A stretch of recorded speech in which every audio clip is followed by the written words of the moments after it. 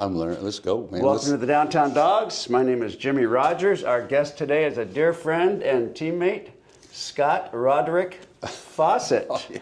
How you doing, Scotty? I'm good. How are you? I'm doing fine. Out of El Cerrito, California, a brother to three sisters. Yes. Sisters are great. Yes. You stick up for them when they're younger, and then when they get older, they stick up for you. Yeah. Probably your biggest fans. I think older sisters deserve financial compensation. Father of two, Nikki, who's a firefighter for South King County. Correct. And rescue. Yeah. Is that correct? Yeah. Tony, who's a teacher, who's soon to head to Japan. Yep. He's going to head and teach for at least a year over in Japan. Mm-hmm. Okay, Scott, you recently turned 65. Yeah, January 11th. And you are, is it safe to say, and this is a serious question, are you in better shape now than you were when you played for the Huskies? I think overall I'm probably in better shape now with respect to, nutrition and sleep and all that other kind of stuff. I'd say I'm probably in better shape now than when I played. And what was your weight when you played for the Huskies? My senior year I weighed 270 pounds, and now I weigh about 225. 225. I hover between 225 Well, that's and 230. fantastic, because this kicker for Penn State, Scott and I were, when we went on the road, we could only take 60 players, is that correct? Or was it less than that? I think it was 64. So we had to trim some of the backup players could not travel. Right. So one of Don's maneuvers would, he put me down as a backup kicker, which I was. You were an emergency kicker. I like backup. Yeah, I guess emergency's okay. Well, I mean, Backup sounds a little more professional. But anyhow, I was a kicker. Correct. Backup, and Scott was the backup emergency holder. That's right, I was. So this guy for Penn State, Scott and I had for 40-some years been so proud of the weight class. Sure. The combination of a kicker and a holder. We thought we had the best ever. What did you play at again? 270. And I was a 210, so 480. Yeah. This guy's 6'6", 275. Right. So I don't know what his holder. They don't need much. If his holder's under 200, we still have the record. I think we're good. A father of two, we mentioned that already. Good job, Jim. Yep, I'm on fire. Yep. So, Scotty, you recruited me. You were my host when I Yes. came to the University of Washington. Brian Stone and I, yeah. Who recruited you out of high school? Chris Lennon. Lennon was a defensive lineman. He was my main host, but also Zach Hector was also involved in that. So basically Chris and Zach were the ones that recruited me out of high school. And then who was the coach? Offensive line coach was Dick Szczesniak. So he moved on. He was there the first fall I was there, which would have been my redshirt year. He was our offensive line coach, and then that spring, just before spring ball, he got the job as the offensive line coach for the New York Giants, and Bob Stoll took over, and that was life-changing because Dick Szczesniak was old school, like before our generation, old school, and he was very negative. Thought he could motivate people by making fun of them, and all that kind of stuff. Did he move up? He went to the New York Giants, so he left the organization. So I wonder how much longer that lasted, that type of coaching. Probably till he retired. There's a funny story. There's a guy named Gordon King who was the first $1 million offensive lineman who played for the New York Giants. Okay. Dick Szczesniak used to have a saying. He'd say, the difference between me and you, Rogers, the difference between me and you is when you're out of here, we're still going to do it my way, so do it my way now. Well, he tried that with Gordon King, who was the highest paid offensive lineman in the NFL. And he said, the difference between you and me, King? He said, yeah, coach, about $100,000 a year or whatever it was, $900,000 a year. And so I don't think his spiel transferred well to the NFL. So, But then Bob Stoll came in, and it was like, Bob Stoll's he's the first coach I ever played for that said, I think everybody wants to be good. It's my job to help make you as good as you can be. And my thought, my high school coaches and with Szczesniak, my thought was their job is to make sure we didn't screw it up. Like you guys are just going to mess it up, so I have to make sure. And Bob was the first guy that said, I think everybody wants to be good. I mean, why would you go through all this and not want to be good? So I really thrived. I mean, that's the kind of coaching that it really, really Makes sense. It helped me out. Makes sense. I left out your mother is still with us. My mom had just turned 90. Yeah, man. That's 90 great years news. I old. never heard you talk about your father. Yeah, he wasn't much of a father, and even though he lived with us till I was 16. He was very uninvolved. So that probably motivated you to be the best father in the world, which I'm sure you are. Well, it's a job I really wanted to be good at, and it was great because Betsy is, my wife Betsy, she's a great mom. And so the funny thing though, Jimmy, is I kept saying, no, I'm not going to be like that. I'm not going to be like that. I'm not going to. But then you realize you don't really know how to do it. You know how you don't want to do it, but you don't know how to do it. So I was lucky because my father-in-law was a great mentor. Obviously the coaches we were around, Don James and Jim Lambert, all those guys, those were, they kind of set the tone on how you should be living your life after and all that kind of stuff. Just the discipline and that kind of stuff. Do what you're supposed to do when you're supposed to do it, the way it's supposed to be done. So I imagine a guy like you coming out of high school, going into a Don James program, you probably benefited. I did as much as anybody, if not more. Yeah, probably because no one in my family had ever went to college, and the experience I had at high school was again very that was the way they thought to motivate people, was to make fun of them and downgrade them and whatnot, and then my mom didn't want me to leave. I mean, Cal was recruiting me heavy, and Cal was 9 miles from the house. We'd go to Cal games. All my family, big Cal fans. And after Coach James left, she said, I think you're going to go to Washington, because he was so impressive in that meeting and stuff. And and I'm glad I did. I mean, God, it changed my life. Al Roberts. We cannot not mention Al. I was Coach Roberts' first ever college recruit. And he saw me. So he must have just come from high school. He did. Coach. Yeah, they had signed him the year before. He came from Garfield. Garfield, and now he's at the University of Washington. Right, and he came to my high school to watch film on another guy, and saw me on film and said, "Wait a minute." And then I just happened to talk about the planets aligning. I happened to be at PE playing badminton. And I was smoking this little guy in badminton, running him around. And he came. I said, "Wow, you move well for a big guy. I think you can play at the next level. Why aren't you being recruited?" And I said, "Well, the head coach is not a big fan of mine, and nor I his, so I think that has something to do with it." So once he started recruiting me, then all of a sudden, Cal already was, but I think they were trying to do it on the down low. Once Washington started, then it was like Oregon State. Most of the conference, started recruiting me, and I came on a trip here. I'd never been to Washington. In fact, the first Husky game I ever saw in person, I was in uniform. I didn't know the fights. I didn't know anything. Just clueless. But he was. He and I connected. He kept telling me how he believed in me. I'm going to fight for you and all that kind of stuff. And that's how it worked out. But if it wasn't for him, I tell my son all the time, the most important man in your life is Coach Roberts. Because if Coach Roberts hadn't saw me on film, there would be no you. Absolutely. And I want to tell kids these days, if you're trying to decide on which college, try to get a young coach. Right. Fairly young, like the kid at Arizona State. Oh, because he's going to be there, hopefully. Yeah. For a while, and as long as he's there and he picks you, he likes you. Right. You got to go with who likes you. Well, and if they pick you, they're going to do what they can to make sure you're successful. Yeah. As long as your effort matches their effort, you got a good chance. Sure, absolutely. Now, something I didn't mention earlier. Scott and Brian Stone recruited me, and usually you have a superstar recruit you on your weekend. Superstar recruit a superstar. Yeah, you were highly recruited. You were very sought after. Thank you for that. But I had an Elway. I had Vegas Ferguson. Vegas Ferguson. Nice job, Scott. Hey, So then I come to Washington, and it's Scott Fausset and it's Brian Stone, and I'm like, okay, maybe they don't want me. Well, at that time, I think Brian was the backup nose guard. Right. I was his backup center. But there's ways to contribute in a program if you're not on the field, right? And I just started playing some special team stuff and just started to get into the game plan. But I thought, well, I can work hard in the weight room, I can be a good teammate, and I can maybe help recruit. And if we can, for me, recruiting was. I wasn't a judge of talent. That's up to the coaches. If you got, they wouldn't be here if they weren't good, right? So our thing was, are they one of us? As a player recruiting a prospective, incoming freshman, you just have to decide, if this guy's one of us. And there were guys that weren't, and you definitely were. I remember afterwards, Brian saying, "Man, everybody's recruiting this guy. I really hope we get him."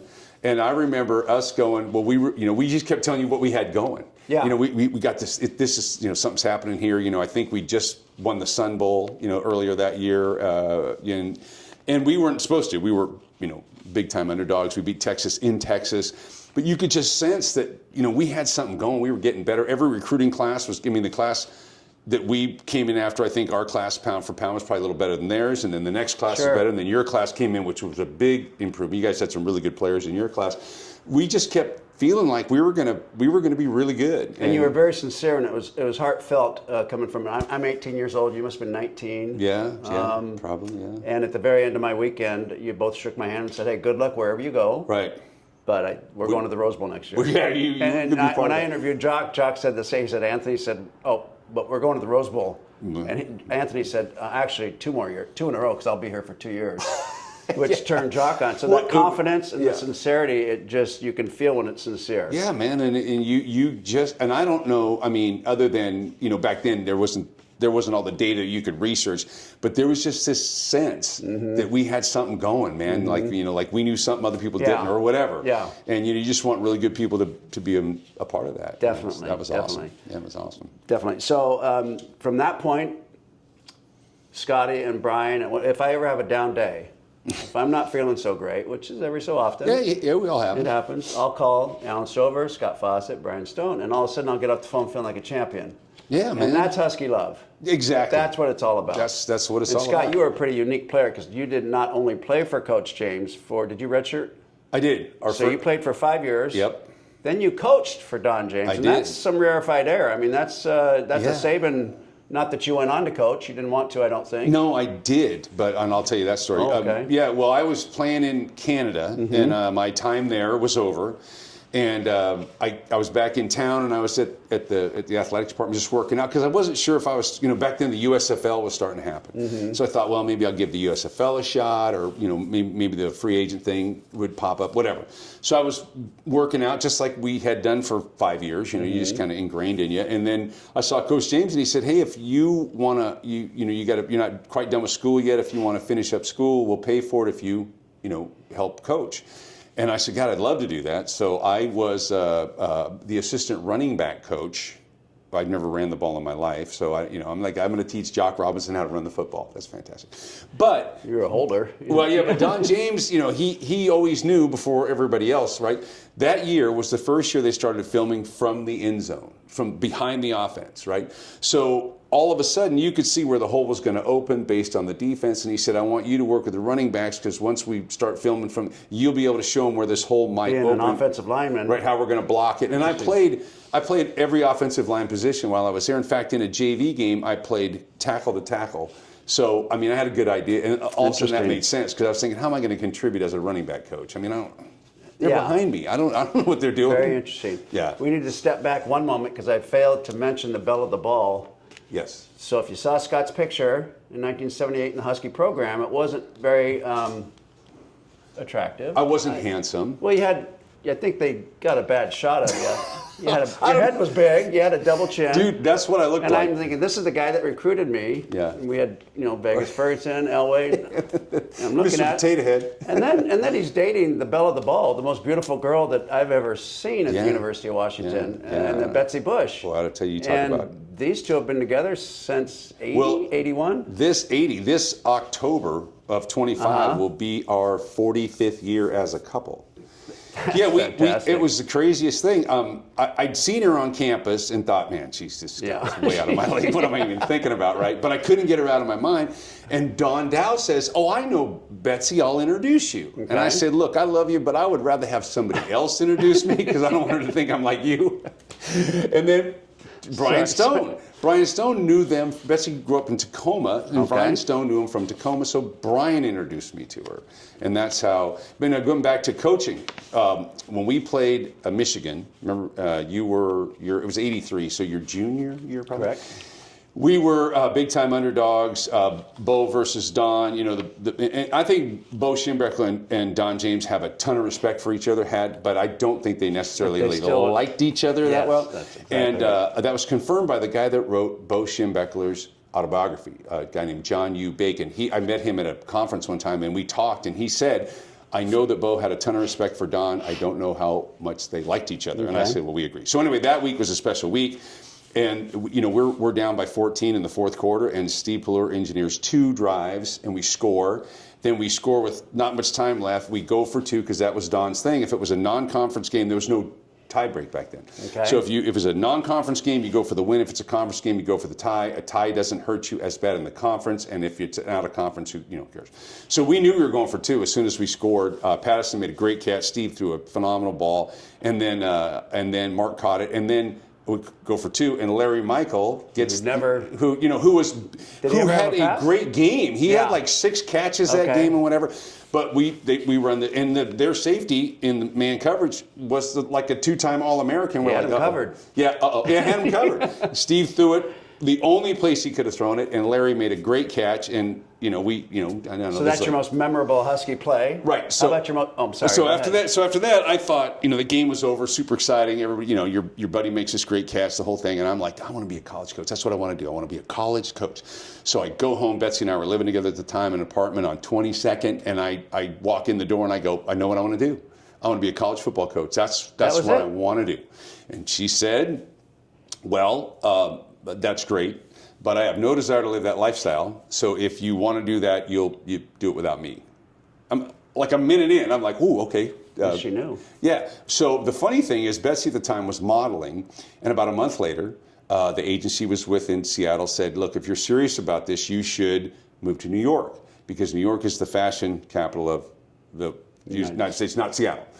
And so she goes, so what do you think? And I said, well, if you'd like to live that lifestyle, I wish you a lot of luck. But if you do it without me, because I have no desire to live that lifestyle. And so we chose each other, and we've been together ever since. Nice compromise. Yeah, I think I did. I was luckier than she was. Let's put it that way. So you ended up working in Bellevue. I forgot who you were working for some time. You're very loyal. Yeah, out of college, I got a job with I was such an idiot in college. I didn't even know anything about the world at the time. The economy was really bad. Yeah. I'm like, hey, nobody's hiring. What's going on? It's like, we were having fun. I'm a great applicant. Anyway, so I got a job with the Goodyear Tire and Rubber Company and spent 13 years with them. Okay. And then you called me one day and said, hey, a friend of mine and investing partner bought a dealership and they need somebody. Right, yeah, they had Cadillac and Volvo and Nissan. So Oscar Sandberg, rest in peace, and also his wife. Yep. Lois passed away shortly after. Yeah. Rest in peace. Yeah, and I think Jimmy Walker was involved. You were, yeah. And so you called me and said, hey, and we, and one thing led to another, and I ended up going to work for them, and I've been in the dealership world since 1996. And now you're at Doug's Mazda Hyundai in Linwood. Up in Edmonds. Can I give a number out or? Sure, if you want. What is it? 425 774 3551. 3551. 774 3551. Yep, yeah. And now we had a situation, and Scott, you're so good at what you do, and you go full speed on everything. And my girlfriend Lori had an issue with a very high-end car. Yeah. And which she shouldn't have had. She shouldn't have had it. It was during COVID, and they wouldn't make the appointment, and they made sure that she went outside of the warranty with the appointment. Yeah. They wanted like $30,000 to rebuild the engine. Yeah. It was a fairly brand new. And I said, let me call Scott. Yeah. I called Scott. Scott introduced us to, it was Cartender? Yeah, John What's McDermott. That guy's name? John McDermott. John McDermott was just fantastic. He's a great guy. And he just said there's enough cars in the world not to screw anybody over. Oh, yeah. Everybody should just work together on this. And he took care of the situation. Yeah. And thank you very much. You're welcome. Yeah. He's a most champ. Memorable game. I think the most memorable game was that Michigan game. I didn't, obviously I was coaching then. I didn't play in that game, but I think for a lot of reasons, it's never one thing, right? So that week was like the first week that I ever felt like I'd contributed, other than just going and getting somebody coffee or that type of thing, and then just to watch that whole game plan develop, implement.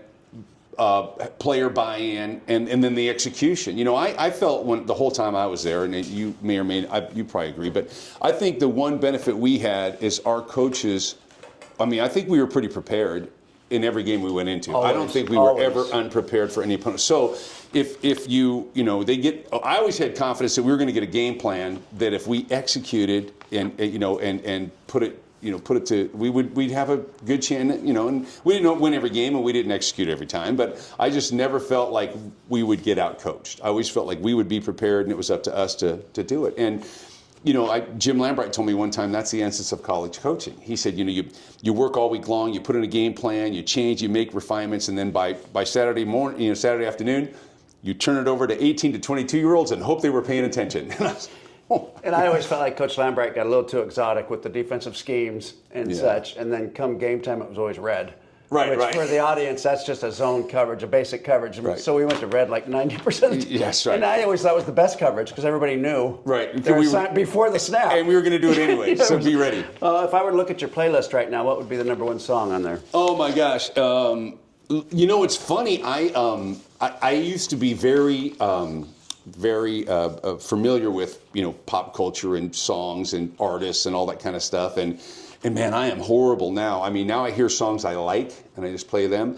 You may remember. Do you remember a band out of Portland in like the '80s called the Crazy Eights? They were kind of a ska band. Yeah. Well, I found like their music, like 9 songs on. I downloaded, and lately I've been jamming to the Crazy Eights lately. So that's been pretty good. Okay, what is your least favorite word?